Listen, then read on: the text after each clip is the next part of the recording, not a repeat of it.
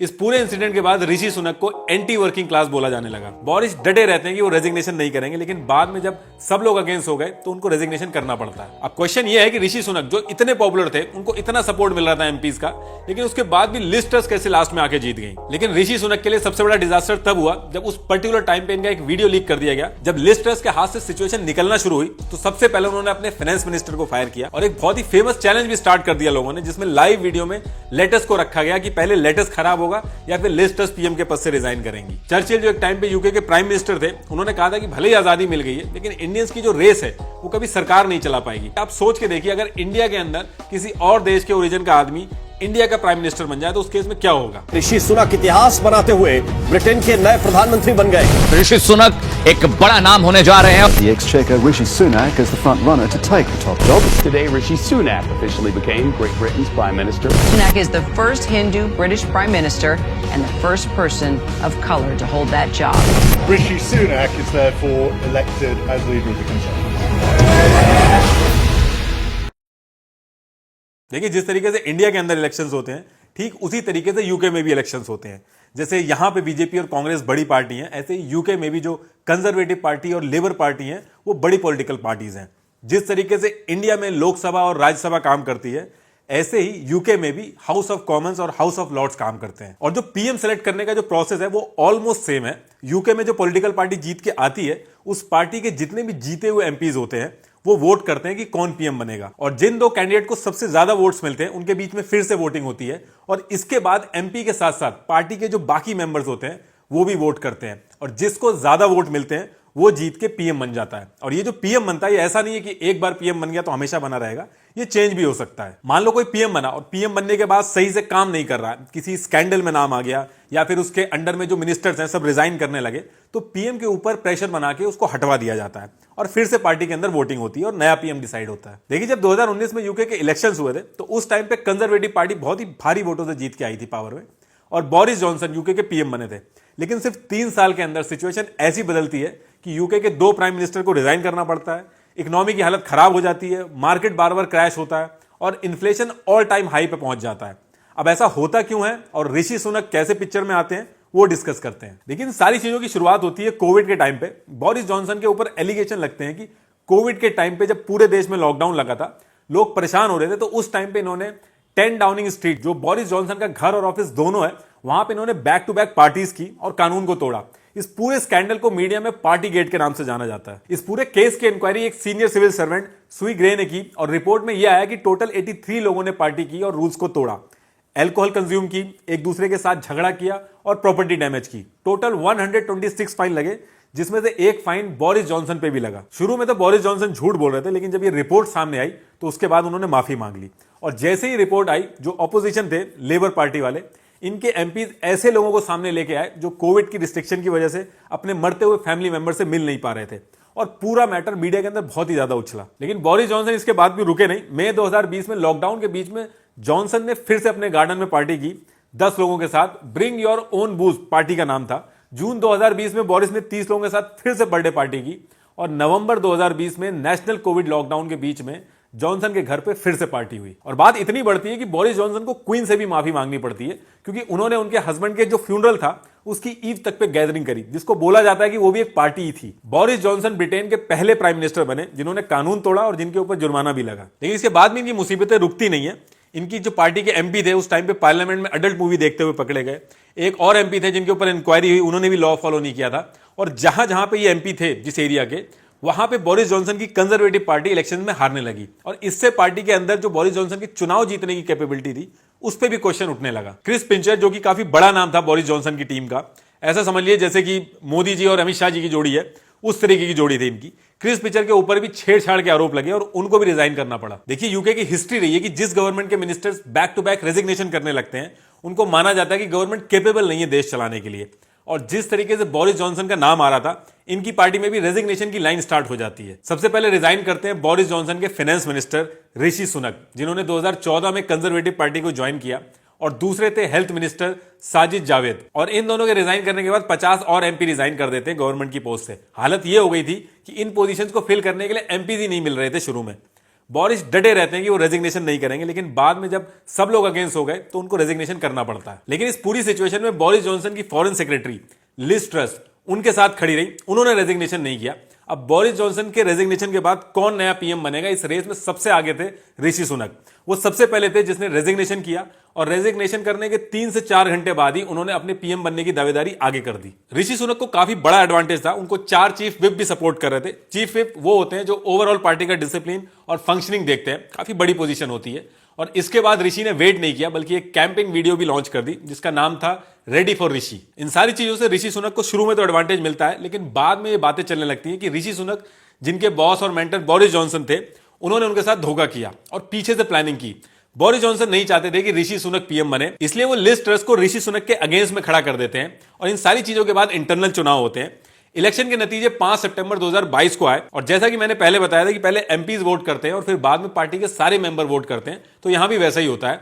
जब एमपीज की वोटिंग हुई तो उसमें ऋषि सुनक नंबर 1 पे थे और दूसरे नंबर पे थी लिज ट्रस। और इसके बाद इन दोनों के बीच में फिर से इलेक्शन होने थे जिसमें पार्टी के सारे मेंबरों को वोट करना था, लेकिन इस पर्टिकुलर सेक्शन में लिज ट्रस जीत जाती हैं और वो यूके की पीएम बन जाती है। अब क्वेश्चन ये है कि ऋषि सुनक जो इतने पॉपुलर थे, उनको इतना सपोर्ट मिल रहा था एमपीज का, लेकिन उसके बाद भी लिज ट्रस कैसे लास्ट में आके जीत गई। देखिए, ऋषि सुनक की इमेज एक बैक स्टैबर की तरह बनाई गई। उस टाइम के अगर आप आर्टिकल्स देखोगे तो ये लाइन काफी चल रही थी, he who wields the knife never wears the crown. लेकिन ऋषि सुनक के लिए सबसे बड़ा डिजास्टर तब हुआ जब उस पर्टिकुलर टाइम पे इनका एक वीडियो लीक कर दिया गया जिसमें वो ये कह रहे थे कि जब लेबर पार्टी पावर में थी तो उनकी ट्रेजरी फंडिंग जो गरीब इलाकों में जाती थी उसको चेंज करके हमने उनको अमीर इलाकों में ट्रांसफर कर दिया। और इस चीज को कंफर्म करने के लिए गार्जियन ने एक एनालिसिस किया जिसमें यह निकल के आया कि ब्रिटेन ने कुछ अमीर इलाकों को गरीब इलाकों के मुकाबले 10 गुना ज्यादा फंडिंग की है। और इससे लोगों में गुस्सा आया। कंजर्वेटिव पार्टी जिसमें ऋषि सुनक है, उनकी पूरी आइडियोलॉजी गरीबों को आगे बढ़ाना और इक्वालिटी की है। और जब ये वीडियो आया तो पूरी पार्टी का ही बहुत नुकसान हुआ। इस पूरे इंसिडेंट के बाद ऋषि सुनक को एंटी वर्किंग क्लास बोला जाने लगा। यहां तक कि ऋषि सुनक की वाइफ आकांक्षा, जो कि इन्फोसिस के फाउंडर नारायणा मूर्ति की बेटी हैं, उनके बारे में भी बोला गया कि क्वीन एलिजाबेथ से भी ज्यादा अमीर हैं वो। और हाउस ऑफ कॉमन्स के जो एमपीज की फैमिली है उसमें भी सबसे ज्यादा अमीर ऋषि और अक्षता हैं। उनके कपड़े से लेके हर चीज में इमेज बनाई गई कि वो काफी रिच है। ऋषि सुनक की वाइफ एक इंडियन सिटीजन है, उनका यूके में नॉन डोमिसाइल स्टेटस है और उनको यूके में कोई भी टैक्स नहीं भरना पड़ता है। उनके इस स्टेटस की वजह से इन्फोसिस में जो भी उनके शेयर्स हैं उसके डिविडेंड इनकम पर उनको कोई टैक्स नहीं देना होता है। करीब 20 मिलियन यूरो का टैक्स बचता है और इस चीज को लेकर उनको बहुत क्रिटिसाइज किया गया कि इस वजह से वो सिटीजनशिप नहीं ले रही है यूके की। और उधर ऋषि सुनक के बारे में भी बोला गया कि यूके की सिटीजनशिप तो उन्होंने ले ली, लेकिन उसके साथ साथ यूएस का ग्रीन कार्ड का स्टेटस भी रखा है उन्होंने, और ये सब लालच की वजह से किया है। और ऐसे आदमी को देश का पीएम नहीं बनाना चाहिए। ये कई सारे रीजन थे जिसकी वजह से पूरा सपोर्ट होने के बाद भी ऋषि सुनक हार गए और इसके पीछे बोरिस जॉनसन का भी हाथ बताया जाता है। वहीं लिज ट्रस की बात करें तो उन्होंने इलेक्शन लड़ने से पहले अनाउंस कर दिया था कि पीएम बनते ही वो एक नया मिनी बजट लेके आएंगी जिसमें वो टैक्स कट कर देंगी। पार्टी ने जो इससे पहले टैक्स बढ़ाए थे वो गलत बढ़ाए थे, इसलिए उनको वो कम कर देंगी। और जो कोविड के टाइम पे लोन दिए गए थे लोगों को, उनको वो लंबे टाइम के लिए एडजस्ट करेंगी। बेसिकली लिज ट्रस की जो पॉलिसी थी वो ऋषि सुनक की इकोनॉमिक पॉलिसी से एकदम अलग थी। लिज ट्रस इन पॉलिसी के सारे पार्टी की लीडरशिप का चुनाव तो जीत गई, लेकिन जब इन सारी पॉलिसीज को उन्होंने इंप्लीमेंट किया तो उनको बुरी तरीके से बैकफायर करने लगा। लिज ट्रस ने जो टैक्स कट किया था उसको भरने के लिए उनके फाइनेंस मिनिस्टर ख्वासी ने और कर्जा लेने का अनाउंस कर दिया। करेंसी मार्केट और बॉन्ड मार्केट में एकदम से सेल ऑफ शुरू हो गया, जिसकी वजह से पाउंड की वैल्यू अमेरिकन डॉलर के मुकाबले हिस्टोरिक लो पे आ गई थी। ये सारी चीजें यूके पहली बार एक्सपीरियंस कर रहा था। सिचुएशन ये आ गई थी कि आईएमएफ को भी वार्न करना पड़ा कि टैक्स कट और फिजिकल एक्सपेंशन यूके के लिए बहुत खतरनाक है, क्योंकि ऑलरेडी यूके वॉर और एनर्जी क्राइसिस की वजह से हाई इन्फ्लेशन और रिसेशन जैसी सिचुएशन हो गई है। जब लिज ट्रस के हाथ से सिचुएशन निकलना शुरू हुई तो सबसे पहले उन्होंने अपने फाइनेंस मिनिस्टर को फायर किया और जो ऑपोजिशन लेबर पार्टी थी उनकी पॉलिसी इंप्लीमेंट करना शुरू कर दिया। उन्होंने जिस तरीके से यू टर्न लिया उसकी वजह से उनकी क्रेडिबिलिटी एकदम कम हो गई थी। यूके का हर बंदा प्रेडिक्ट करने लगा था कि लिज ट्रस आज रिजाइन करेंगे या फिर कल रिजाइन करेंगी। और एक बहुत ही फेमस चैलेंज भी स्टार्ट कर दिया लोगों ने, जिसमें लाइव वीडियो में लेटेस्ट को रखा गया कि पहले लेटेस्ट खराब होगा या फिर लिज ट्रस पीएम के पद से रिजाइन करेंगी। लिज ट्रस ने इनिशियली कहा कि वो फाइटर हैं, डटी रहेंगे और रिजाइन नहीं करेंगी, लेकिन पीएम बनने के 45 डेज के बाद उनको भी रिजाइन करना पड़ा। अभी तक यूके में जितने भी पीएम बने हैं उन सब में से सबसे कम दिन के लिए पीएम लिज ट्रस ही बनी है। इन सब के बीच में एक चीज और हो रही थी, लिज ट्रस अपनी जो भी पॉलिसी लेके आ रही थी, ऋषि सुनक हारने के बाद भी उस पॉलिसी को एनालाइज करके कहते थे कि इससे देश में इकोनॉमिक क्राइसिस आ जाएगा, पाउंड की वैल्यू कम हो जाएगी। शुरू में ऋषि सुनक को बहुत ही क्रिटिसिज्म मिला, लेकिन जैसे जैसे एक एक करके उनकी सारी बातें सही हुई, लोगों को समझ में आने लगा कि ऋषि सुनक सही थे। और कई दिनों तक ट्विटर पे ट्रेंड भी चला, ऋषि वॉज राइट। इन सारी चीजों की वजह से यूके की जनता का ऋषि सुनक के ऊपर ट्रस्ट बढ़ने लगा और उनको यह लगने लगा कि शायद उन्होंने गलती कर दी है लिज ट्रस को लाके। भले ही ऋषि सुनक बाहर के हैं, लेकिन ऋषि सुनक ही इस पर्टिकुलर टाइम पे ऐसे हैं जो यूके को इस फाइनेंशियल क्राइसिस से बचा सकते हैं। इसके बाद जैसे ही लिज ट्रस ने रिजाइन किया, यह अनाउंस कर दिया जाता है कि 24 अक्टूबर 2022 को 6:30 बजे से पहले जिस कैंडिडेट के पास 100 एमपी से ज्यादा का सपोर्ट है, वो पीएम की पोजीशन के लिए अपनी दावेदारी आगे कर सकता है। ऋषि सुनक के पास 146 एमपी का सपोर्ट था और वो पीएम बन जाते हैं। बोरिस जॉनसन के पास भी 100 से ज्यादा एमपीज का सपोर्ट था, लेकिन उन्होंने ये कंफर्म कर दिया कि वो नहीं लड़ेंगे। वो इस पर्टिकुलर सिचुएशन में अपना करियर दांव पे नहीं लगाना चाहते थे। अब ऋषि सुनक पीएम बन के तो आ गए, लेकिन उनके सामने बहुत बड़ा चैलेंज है कि यूके को इस पर्टिकुलर सिचुएशन से कैसे निकाल के बाहर लाएं। इसके साथ साथ उनकी पार्टी की जो फजीयत हुई है और ये जो पूरा पॉलिटिकल सर्कस चला है, इसको साइड में करके लोगों के सामने अपनी पार्टी की इमेज सही करें। इसके साथ ही rail workers, higher education staff, criminal barristers, लोग जगह जगह पे स्ट्राइक कर रहे हैं। अगर वो टैक्स बढ़ाएंगे तो लोगों में बहुत ज्यादा पॉपुलर नहीं हो पाएंगे, अगले चुनाव में हारने का भी डर है, और ऐसा नहीं करते हैं तो इकोनॉमी सफर करेगी।